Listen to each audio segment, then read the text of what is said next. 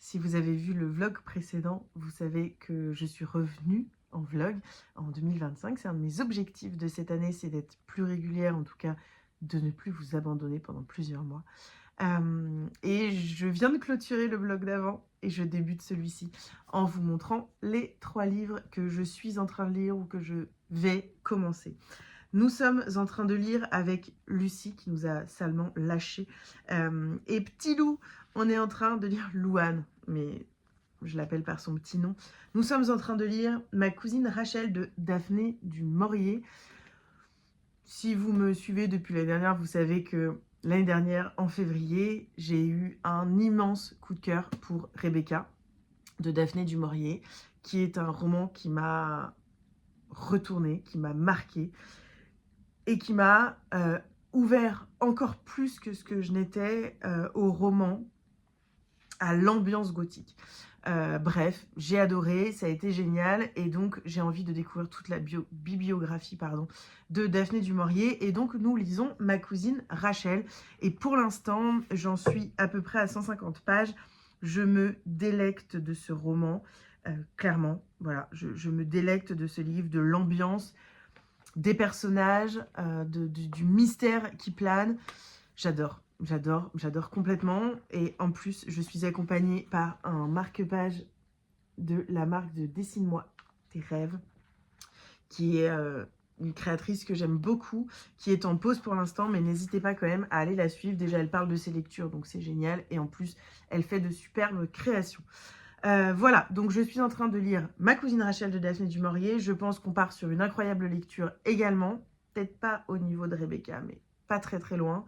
Voilà, je vous en reparle. Je suis également en train de lire, dans le vlog précédent, je vous parlais que de coups de cœur, d'incroyables lectures pour ce début d'année. Et bah, on est sur le premier flop, je pense, de l'année. Je suis en train de lire, terminer Les filles du chasseur d'ours de Annelie Jordal. Je crois qu'il vient de sortir ou qu'il sort la semaine prochaine. C'est donc chez J'ai lu, c'est au format poche.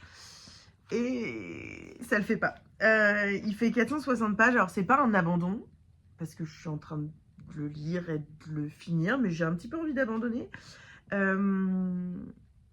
En fait, c'est l'histoire de 7 sœurs qui donc sont élevées notamment par leur père, très patriarche, quoi.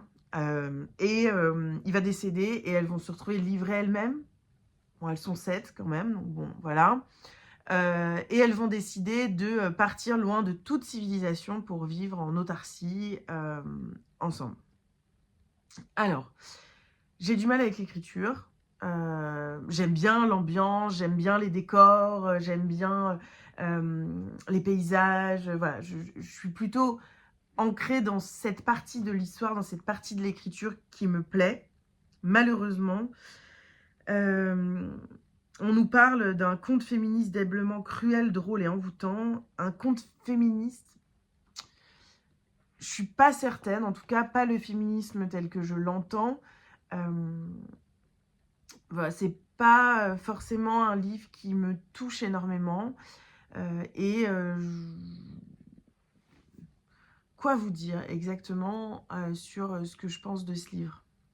Parce que, en fait, c'est là où c'est difficile. Moi, je sais bien parler de mes coups de cœur, de mes superbes lectures, de mes abandons, de mes lectures horribles.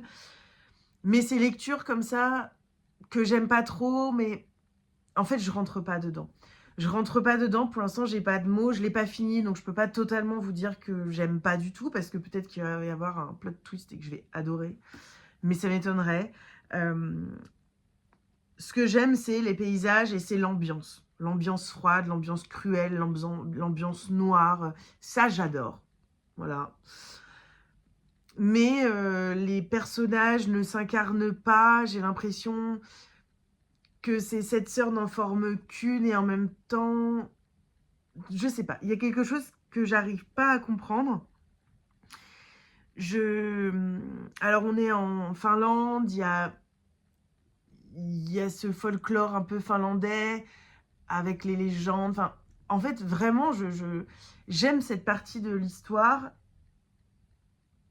et ces descriptions, mais j'aime pas l'histoire qui est racontée. En gros, c'est ça.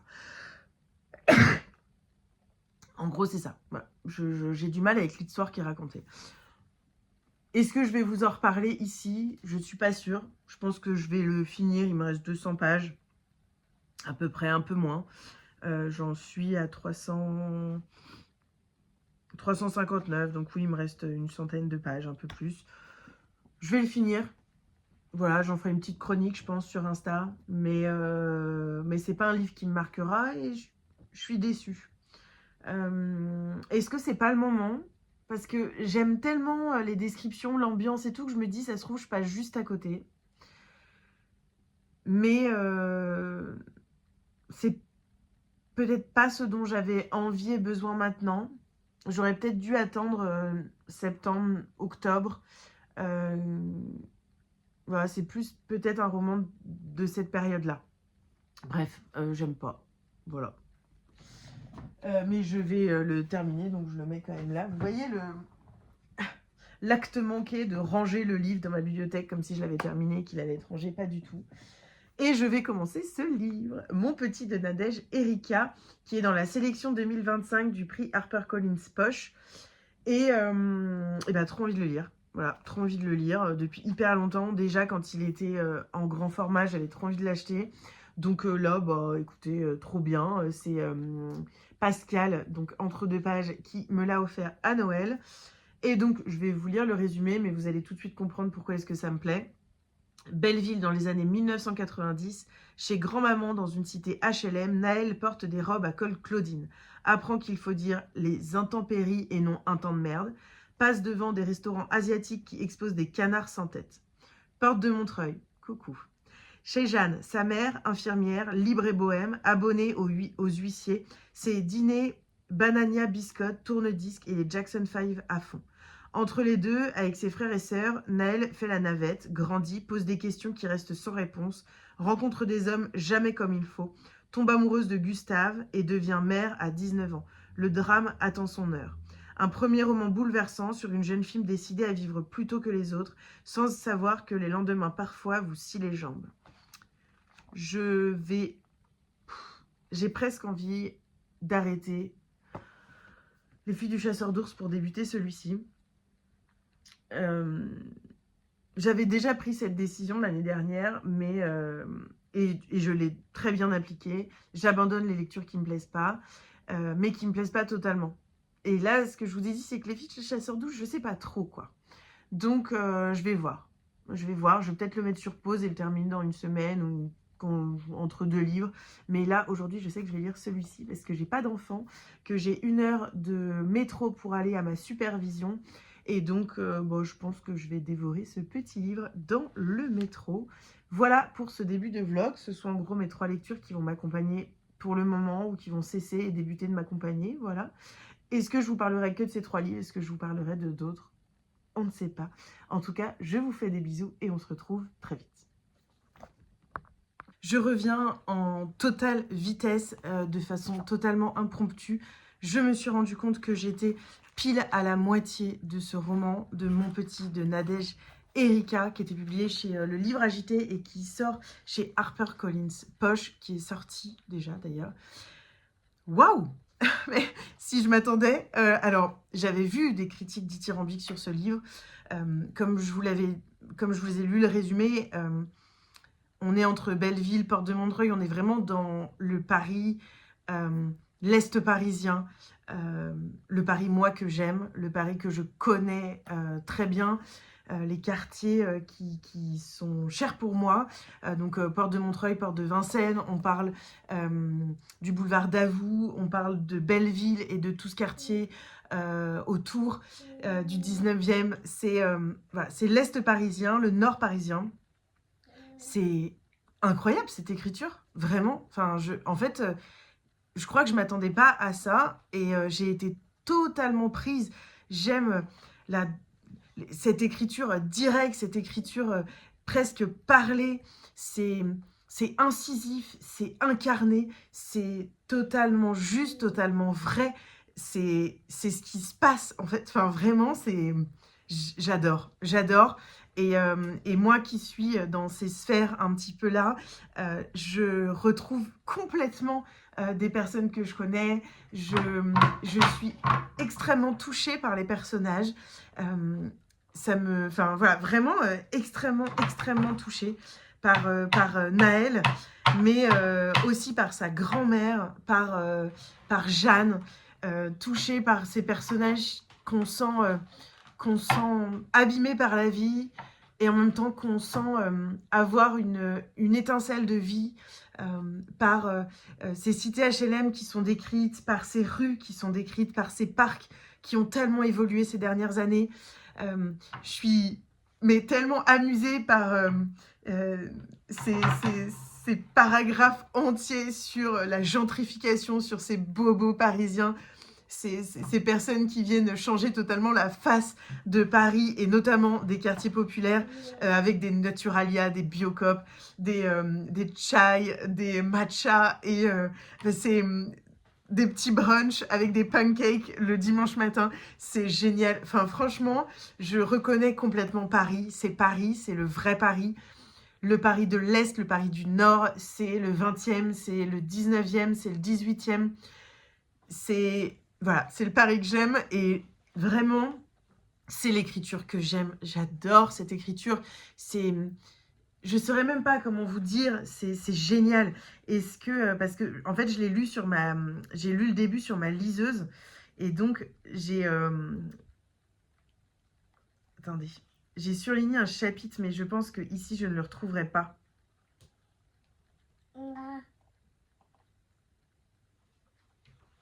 Ah, je crois que c'est ici. À chaque fois qu'elle disait ça, ils finiront par tous nous foutre dehors, j'avais peur. Je me demandais qui étaient ces îles dont elle parlait. J'ignorais que ces îles étaient là, tout proches, qu'ils arrivaient, qu'ils finiraient par nous pousser de là pour qu'ils s'y mettent avec leur Biocop, leur Naturalia, leur café hors de prix, leur coffee shop en vogue où ils adorent se retrouver pour avaler un pancake et échanger 2-3 mots hystériques sur le nouveau juice bar et ses cheesecakes à la courgette qui vient d'ouvrir. Ils, les gentrificators. Ce dont je suis certaine, c'est que ils, même peu nombreux, peuvent prendre beaucoup de place. Oui, je suis d'accord. Monsieur, je jette mes carottes par terre. Je trouve ça génial. À certains égards, ils nous ont même volé notre vocabulaire. Ils kiffent grave ou ils sont vénères. Depuis peu, ils ont même le seum. Ils parlent de leur daronne. Ils sont fonce-dés entre deux mots de franglais. Ils disent qu'ils déchirent vraiment ce petit vin naturel décoté chez le caviste. Ils disent qu'à l'italien de la rue Oberkampf, c'est une tuerie cette burrata. Bref, c'est génial. Je kiffe. Je kiffe cette lecture. Voilà, j'adore parce que c'est là où j'habite. Bref, je vais pas me répéter parce qu'en fait, je suis en boucle. J'adore, je vous en reparle quand je le termine, je pense ce soir. Donc soit je viens vous en reparler ce soir, soit je vous en parle demain. Mais alerte pépite chez HarperCollins. Je vous reprends de nouveau du cabinet. On est jeudi combien? Jeudi 9 janvier. Et je vous reprends entre deux, enfin j'ai 2 heures là de pause. Pour vous dire, je ne sais pas si je vais vous reparler complètement en fait du roman Mon Petit. Alors, je vous en ai parlé dans juste le plan précédent, donc normalement vous avez vu mon enthousiasme pour ce roman. Je viens de le terminer sur ma liseuse. Je me suis acheté une nouvelle pochette de liseuse, ma liseuse Kobo. Voilà, et il y a un petit possibilité de tenir la... C'est vraiment du gadget, hein. Mais je la trouvais jolie, ça faisait longtemps que j'avais envie de me l'acheter et donc voilà, j'ai sauté le pas parce que la mienne commençait vraiment à vieillir. Et donc je viens de finir sur ma liseuse Mon Petit de Nadège Erika. Je vous avais pris, j'étais à la moitié, je crois, c'était avant-hier. C'est un coup de cœur. Pour moi, c'est une détonation et en même temps, c'est une détonation par ce qu'il vient faire ressentir, par ce qu'il vient révéler aussi. C'est un livre qui est plein d'humour, plein de tristesse, de colère, mais c'est aussi des rencontres, c'est aussi de l'amour. c'est du drame, c'est la vie telle qu'elle est. C'est un coup de cœur, j'ai adoré ce livre. Très difficile de mettre des mots maintenant que j'ai terminé parce que j'ai peur de vous spoiler, j'ai peur de trop en dire, j'ai peur de pas assez en dire. Ce que je peux vous dire, c'est si le sujet, si l'ambiance vous appelle, n'hésitez pas. Vraiment, l'écriture de l'autrice est assez bluffante, très incisive, très incarnée. Il y a un espèce de flow qui s'en dégage. C'est génial. Voilà, j'ai adoré et j'ai qu'une envie, c'est rencontrer l'autrice pour pouvoir discuter avec elle, échanger, juste la rencontrer. Parce que je pense que pour écrire un tel livre, il faut être vraiment dans la vie des gens. Et je pense que je sais pas, je pense que ce serait une belle rencontre. Voilà. Donc, coup de cœur pour ce livre. Je voulais aussi vous parler de plusieurs de mes lectures. Notamment, je suis à la fin de Ma cousine Rachel de Daphné du Maurier. J'ai failli dire Rebecca. Donc, comme je vous l'avais dit, je crois en début de ce vlog, énorme coup de cœur pour Rebecca. Je l'ai en 3 ou 4 exemplaires de différentes années. J'aime les romans gothiques, j'ai adoré l'écriture de Daphné du Maurier et l'ambiance qu'elle a créée avec ce mystère, cette ambiance très sombre, très gothique dans Rebecca. Et là, j'ai retrouvé absolument tout ce que j'aime dans son écriture. Alors, c'est moins un coup de cœur autant immense que pour Rebecca, qui est vraiment pour moi l'incarnation du roman gothique que j'aime, l'incarnation de cette écriture qui me touche. Voilà, c'est vraiment un livre qui m'a complètement envoûtée, en fait, Rebecca. Vraiment, on peut le dire, Rebecca m'a envoûtée. Ici, on est sur un livre très mystérieux. J'ai adoré l'ambiance, j'ai adoré la mise en place de l'histoire, j'ai adoré les personnages, leur psychologie. En fait, c'est vraiment un roman très psychologique où on se pose toujours la question de qui est qui fait quoi, de qui il faut se méfier. C'est sombre, c'est palpitant et en même temps c'est très contemplatif, donc c'est assez lent au démarrage, mais quand ça commence vraiment, et en fait on est vraiment dans le mystère, on n'est pas sur des grosses actions, on est vraiment sur un livre mystérieux avec des questionnements qui arrivent petit à petit et puis on y répond et en fait on se rend compte que nos réponses ne sont pas bonnes. C'est un roman que j'adore parce qu'il me reste quelques pages mais il m'en reste vraiment pas beaucoup. Il me reste une 50aine de pages. Vraiment incroyable lecture, trop heureuse de continuer à pouvoir découvrir l'œuvre de Daphné du Maurier et j'ai encore 2 ou 3 romans d'elle dans ma palle. Au moins j'ai l'auberge de la Jamaïque, ça c'est sûr.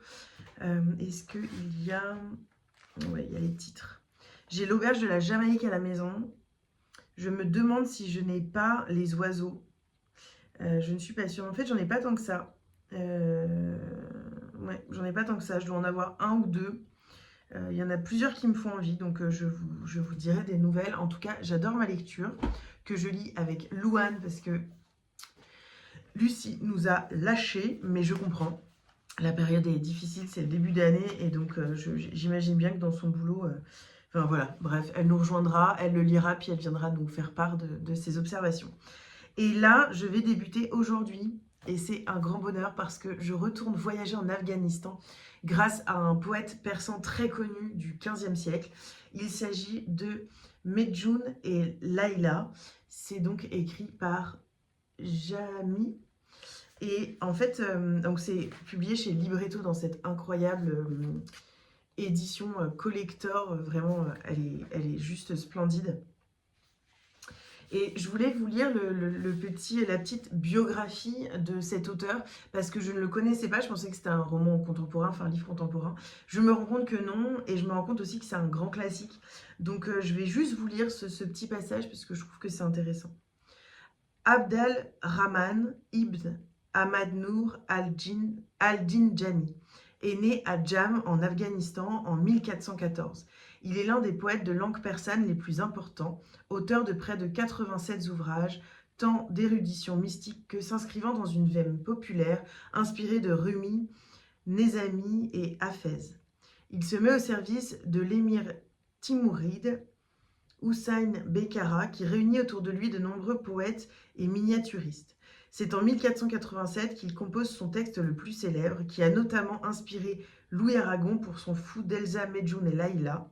Il meurt à Hérat en 1492. Sa renommée reste aujourd'hui intacte dans tout le Moyen-Orient et en Asie centrale. Donc voilà pour ce roman. J'ai vraiment trop hâte de le découvrir. Je crois que c'est une histoire d'amour un peu impossible et je pense que je vais le dévorer. Et en effet, ils disent bien que c'est l'un des poètes de langue persane les plus importants et l'auteur de nombreux livres d'érudition mystique. J'ai tellement hâte, voilà. Donc je débute ce livre aujourd'hui, je vais avoir un petit peu de temps, notamment cet après-midi, donc je pense que je vais me délecter de ce roman.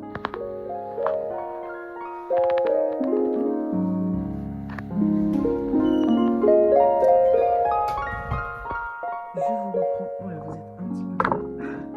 Je vous reprends, on est mardi, je sais pas, 14 je crois, 14 janvier. Je vous ai pas repris depuis parce que comme je vous l'avais dit, j'avais mes enfants, on a fait plein de choses et donc voilà, j'ai pas eu le temps de tourner le temps tout simplement et l'espace pour pouvoir le faire. J'ai pas mal de choses à vous montrer, notamment j'ai été retenue pour faire partie du jury Point Femina. C'est la deuxième fois que je fais partie d'un jury. J'avais été retenue pour Pocket. J'ai pas refait cette année. Et là, j'ai été retenue donc pour ce prix du meilleur roman sélection 2025, Point Femina. On a déjà reçu 3 romans, notamment Sacrifié, Sortir du jour, que j'ai pas trop aimé. Sacrifié, il faut que je lise, donc celui-là, je ne l'ai pas lu.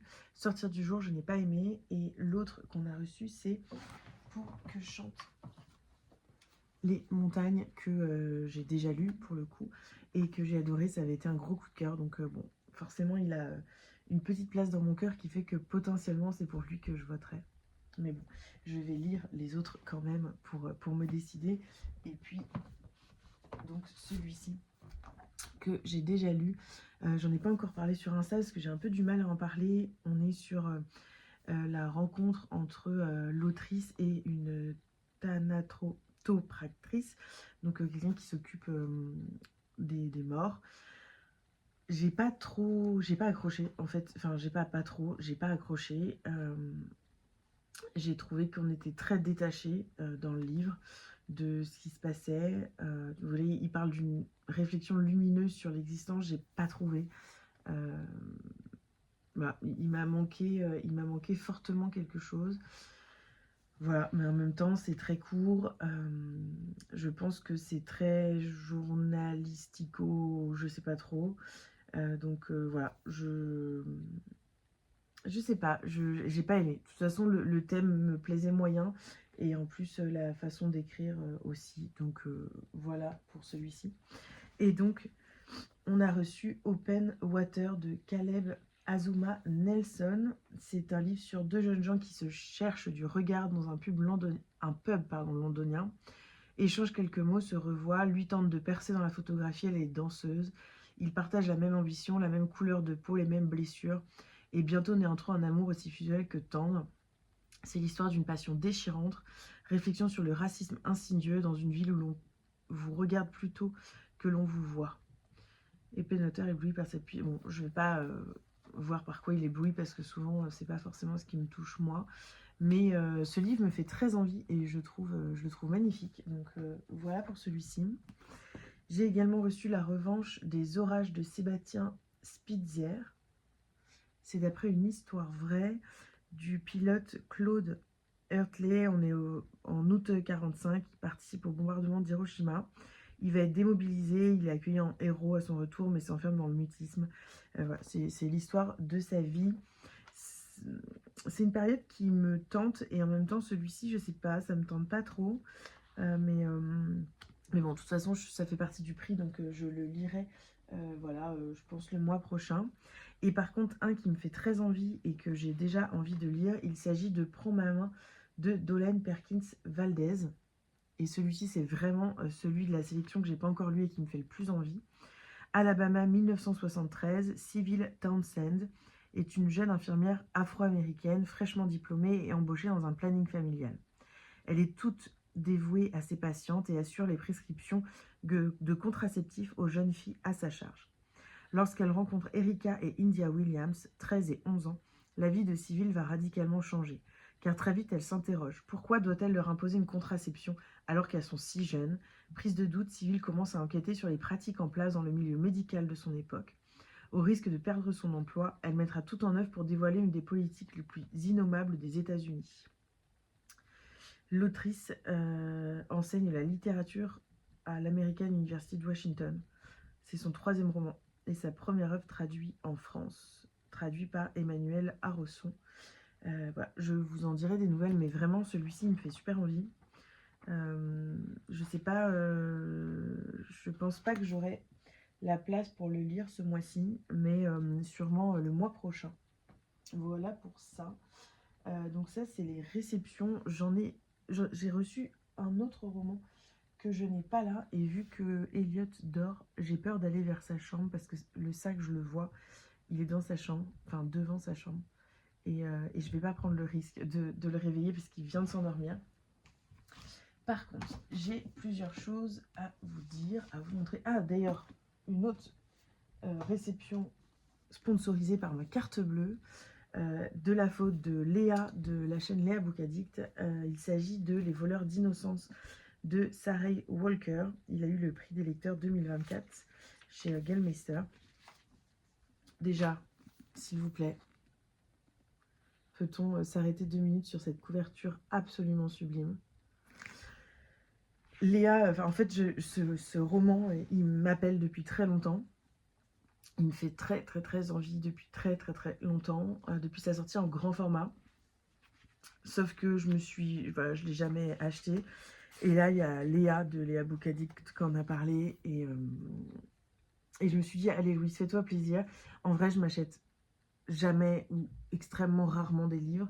Je pense que ça fait plusieurs mois que je ne m'en achète pas. Ou alors à Book Off et encore. Les dernières fois que j'y suis allée, j'ai rien trouvé tellement je deviens tatillonne et sur le livre que je vais acheter et sur le prix. Et puis en fait, je trouve que c'est cool d'acheter neuf pour pouvoir et faire marcher les maisons d'édition et faire marcher surtout nos très chères librairies. Donc celui-ci, je l'ai acheté dans une librairie à côté de mon travail. Pas mon cabinet, mais mon autre travail à la PMI, donc vers Belleville. Et donc Les voleurs d'innocence, d'après ce que j'ai compris, c'est un roman gothique. Je vais vous lire le résumé que je découvre un petit peu avec vous, parce qu'en fait, j'ai lu les chroniques, mais je n'ai jamais lu le résumé. Je sais que normalement ça va me plaire, mais bon. Année 1950. 6 jeunes filles au doux prénom de Fleur vivent avec leurs parents dans l'opulence d'une grande bâtisse victorienne. Je pourrais m'arrêter là, déjà ça me plaît. Mais tout ceci n'a rien d'un conte de fées. C'est au contraire l'histoire d'une malédiction. Car à peine mariée, l'aînée Astor meurt mystérieusement, bientôt suivie par sa sœur Rosalinde. Belinda, la mère, à l'esprit torturé, hantée par les fantômes, semblait pourtant avoir prédit leur funeste destin. Mais personne ne se fie à ce qui sort de son cerveau embrumé. Sauf peut-être Iris, la cadette, qui est, elle, bien décidée à survivre. Sarah Walker ripolline le roman gothique aux couleurs de la sororité actuelle. C'est un bon pavé de presque 600 pages et je vous jure, je sens que je vais m'en délecter. Vraiment, je sais pas, j'ai trop hâte. Et clairement, j'ai envie de tout arrêter pour le lire et je me demande si ça va pas être le cas. Je pense que je vais peut-être le lire et en audio dans le métro et en physique. Je vais voir si je le prends également sur la liseuse. Voilà, à voir. En tout cas, mon achat de cette semaine. Sinon, il y a eu plusieurs sorties chez les éditions Nami, notamment ces 2 formats poche que j'ai eu la chance de lire en avant-première parce que je suis lectrice Nami 2025. Je ne sais pas si je vous l'avais dit, je ne crois pas que je vous l'avais dit ici. Donc, j'ai même pas vu... Alors, tout d'abord, Le souffleur de nuages d'Adine Monfils. Alors, on est sur l'histoire d'un taxi qui va prendre une femme dans une rue, il va la prendre dans son taxi. Et ça va être l'histoire de cette rencontre entre cette dame âgée et ce monsieur. C'est une histoire de vie, c'est une histoire de rencontre. C'est un tout petit livre qui fait 201 pages. Il m'a énormément touchée. Je l'avais lu donc en épreuve non corrigée. J'étais en route pour Venise. Je me souviens que j'étais dans l'avion et voilà, c'est un roman, je pense, qui a marqué ce début de voyage.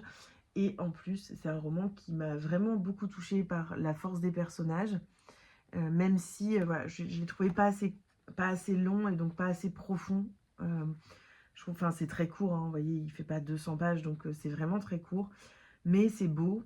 Et je trouve que c'est un roman qui est léger et qui fait du bien, et donc qui est à offrir aux personnes qui aiment lire mais qui n'ont pas trop le temps.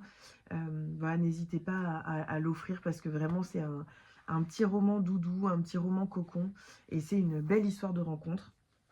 Et dans celui-ci également, on parle de vieillesse, notamment de la maladie et du lien, de la connexion avec les animaux. C'est une si belle envie de vivre de donc Cécile Pardy, et on parle d'une dame qui va faire un AVC. Elle a accueilli et élevé beaucoup d'enfants dans sa vie, et notamment qui sont partis. Et dernièrement, une de ses voisines lui a donné, offert, elle a mis chez elle en tout cas deux chevaux. Et c'est ce lien un petit peu étrange avec les chevaux qui va être dont il est question, mais c'est aussi l'histoire de cette femme et de ses enfants qu'elle a élevés comme les siens, qu'elle aime comme les siens. C'est très touchant, c'est très profond également. C'est peut-être pas assez développé au niveau des personnages. Pareil, c'est un tout petit livre. Lui, il fait 300 pages. Mais en réalité, on dirait qu'ils font la même taille. Voilà. En fait, j'ai plutôt apprécié, mais c'est vrai que c'est un livre qui va me marquer, je pense. Mais c'est pas un coup de cœur. Voilà, c'est pas un coup de cœur. Par contre, je vais vous lire les avis des copines, parce que par exemple, Julie de Julie Gély a dit un véritable coup de cœur, un récit pour les amoureux des animaux. Laure de Ma Pause Livresque a dit un merveilleux hommage à nos amis équins. Laura de Lolette, une aventure profondément humaine qui met en lumière la beauté du lien qui unit les hommes aux animaux. Et ça, c'est tellement vrai, vraiment. Enfin, c'est d'une poésie dans ce lien-là qui est décrit, qui est montré. C'est vraiment magnifique. Donc, c'est vrai que cette partie-là du livre m'a énormément touchée, surtout que j'ai fait de l'équitation, j'aime énormément les chevaux, et donc c'est quelque chose qui me parle beaucoup. Flo de Flo Books a dit un beau récit poétique et une réflexion sur la vie. Voilà pour ces deux sorties Nani, donc du mois de sortie poche. Qu'est-ce que j'aurais à vous dire? Alors, par contre, j'ai commencé et j'abandonne clairement Les secrets de la femme de ménage de Freida McFadden.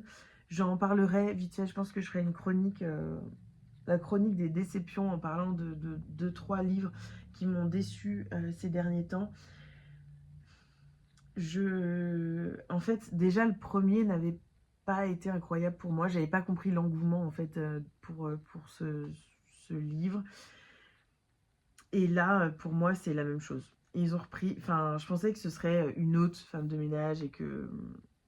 Ou alors la même, mais qu'on découvrirait... Je sais pas, que ça parlerait de sa vie, que ce serait plus poussé. Et là, j'ai eu l'impression vraiment... dès les premières pages, en fait, d'une redite complète du tome 1, sans avancer au niveau de l'écriture, au niveau de la profondeur, au niveau... Voilà, donc j'abandonne. Je crois que j'y reviendrai pas. Je vais quand même le garder, le mettre de côté au cas où, si à un moment quelqu'un me pousse à le lire et que je me dis, allez, je fais énormément confiance à cette personne, je le lis. Mais voilà, déçu de ce tome 2, duquel j'attendais quand même des choses, et j'y ai pas trouvé grand chose pour le coup. Voilà. Et ensuite, je vous montre ce livre pour vous montrer que je ne l'ai pas lu. Medjoun et Layla de Jamie, je vous en ai parlé. J'étais très enthousiaste à l'idée de le lire et puis le temps a filé entre mes doigts et j'ai pas eu le temps. Je l'ai commencé, quand je vous ai dit que j'allais le commencer, je l'ai commencé, mais j'ai pas du tout avancé. Voilà, je crois que j'en suis à une 50aine de pages. Ouais, 57. J'étais au chapitre 13. J'aime beaucoup, c'est extrêmement poétique, c'est très beau, j'aime énormément, vraiment, mais j'ai pas eu le temps, voilà. Donc je vais reprendre cette lecture, mais je vais clôturer le vlog ici, donc voilà. Mais je peux peut-être vous faire une petite avant-première du prochain. Je vais donc terminer ce livre, Jamie de Medjoun et Layla. Je vais également lire de bleu, de blanc, de rouge et d'étoiles de Sarah Marouk. C'est un livre qui nous parle, justement, ça résonne aussi avec ce qui se passe aujourd'hui. Lorsque survient la tuerie de Charlie, Jeanne, jeune femme juive française, sent monter en elle une peur irrépressible, une peur venue d'ailleurs, d'hier et d'ailleurs, de plus loin qu'elle-même. Mais les manifestations qui s'ensuivent, ce souffle d'unité et de résistance qui parcourt soudain son pays, suscitent aussi un immense espoir. Et si le temps était venu d'en finir avec la haine et la division? Au destin de Jeanne se mêlent peu à peu d'autres vies que la sienne, d'autres personnages très différents et pourtant frappés par les mêmes guerres fratricides, sur fond d'obscurantisme et de déni d'humanité. Dans ce livre brûlant d'actualité, l'autrice nous rappelle avec force que derrière les idéologies meurtrières, des vies d'hommes et de femmes singulières sont en jeu. On vibre, on pleure, on espère, à travers des personnages qui nous ressemblent et dont les émotions affleurent à chaque ligne. J'ai très très envie de le lire et en même temps il me fait peur, mais c'est voilà, une lecture là que je débute aujourd'hui. Et je vais finir, j'en suis aux 3/4, j'en suis au chapitre 34, donc à 266 pages. La fille qui ne voulait pas se taire de Habit d'arrêt. Je vais enlever également le bandeau. 35 000 nérets, 4 béliers et 2 sacs de riz, c'est le prix de la fiancée contre lequel Adouni, 14 ans, est vendue par son père à un vieil homme dont elle devient la 3e épouse. Brisant la promesse qu'il avait faite à sa femme sur son lit de mort, le père d'Adouni arrache du même coup à sa fille son rêve d'enfance, poursuivre son éducation, devenir maîtresse d'école, donner à entendre sa voix d'adolescente nigériane. Livrée aux assauts d'un mari qui attend d'elle un fils et à la violence de la première épouse, Adouni trouve son seul réconfort dans la présence aimante de Khadija, la 2e épouse, jusqu'à ce que la tragédie frappe de nouveau. Mais Adouni ne sera pas réduite au silence. Dans un murmure, une chanson, une langue malhabile, elle parlera, et sa voix sera puissante. Paru en 2020 et enfin traduit en français, La fille qui ne voulait pas se taire est devenue un phénomène littéraire, conquérant un demi-million de lecteurs dans plus de 20 pays grâce à un bouche à oreille époustouflant. Voilà, je vous en reparle, mais j'aime beaucoup. C'est assez détonnant, mais je ne vais pas vous spoiler le prochain vlog, donc je vous en reparle très très vite. Voilà pour ça. Ah oui, et bien sûr, mais bon, je vous en reparlerai également à plusieurs reprises, mais j'ai commencé à feuilleter Destin de sorcière, 15 femmes, 15 esprits libres, 15 vies meurtries. C'est publié chez Milan, c'est de Solène Cornec et Aline Bureau. Et c'est génial. En fait, c'est l'histoire de 15 femmes. Il y a Alice Kittler, Jeanne de Bridge, il y a Jeanne d'Arc, Jeanne Arvelier, Agnès Thompson, qui sont des femmes qui ont été accusées de sorcellerie. Et donc, c'est un petit peu leur histoire. Là, on a quelques dates, des mots-clés. Et puis après, on a leur histoire. Donc là, par exemple, on a Alice Kittler que j'ai lu. C'est extrêmement intéressant, il y a quelques dessins, il y a surtout des dates. On nous explique un petit peu sa vie et ce qui s'est passé pour elle. Voilà, et c'est tout comme ça, c'est splendide. J'adore, je trouve que c'est un très très bel objet livre, en plus en plus que l'intérieur soit extrêmement intéressant. C'est un très très bel objet livre, donc voilà pour celui-ci. Et en plus, autant vous dire que c'est très adapté aux ados, donc n'hésitez pas à l'offrir aux ados autour de vous, hommes ou femmes. Voilà, j'espère ne pas avoir été trop long. Oula, parce que je vous ai pris plusieurs fois cette fois-ci, donc ça va peut-être faire un vlog un petit peu long. Mais je vous fais des bisous et puis on se retrouve très vite dans une nouvelle vidéo.